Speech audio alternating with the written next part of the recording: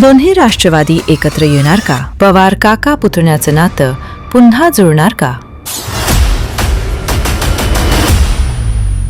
आम्ही यावेळेस तुतारीला आणि घड्याळाला बरोबर घेतलंय. आम्हाला वाद घालायचा नाही. मागचं झालं गेलं गंगेला मिळालं.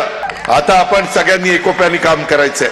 सध्या हेच प्रश्न संपूर्ण राज्याच्या राजकारणाला हादरवत आहेत. शरद पवार आणि अजित पवार यांच्यातील फुटीनंतर राष्ट्रवादी काँग्रेस दोन तुकड्यात विभागली गेली. या फाटाफुटीमुळे सत्तेची गणितं बदलली आणि महाराष्ट्राचं राजकारण पूर्णपणे ढवळून निघालं. मात्र आता चित्र वेगळं दिसतंय. अजित पवार आणि शरद पवार दोघांकडूनही थेट हल्ले बंद, टीकेऐवजी संयम आणि आरोपाऐवजी कौतुक. आणि इथूनच सुरू होते मोठी राजकीय कुजबूज. अजित पवार महायुतीला रामराम ठोकणार का? आणि शरद पवारांसोबत मिळून एखादा मास्टर स्ट्रोक खेळणार का? राजकीय जाणकार सांगतात की महायुतीतील अंतर्गत तणाव, सत्तेतील मर्यादित वाव आणि येणाऱ्या निवडणुकांचा दबाव यामुळे अजित पवार अस्वस्थ असल्याची चर्चा आहे. दुसरीकडे शरद पवार गटाकडूनही तत्वांशी तडजोड न करता निर्णय घेतला जाईल असं सांगत दार पूर्णपणे बंद केलं गेलेलं नाही आणि हाच संकेत राजकारण तापवतो आहे. मात्र अजित पवार गटाकडून अजूनही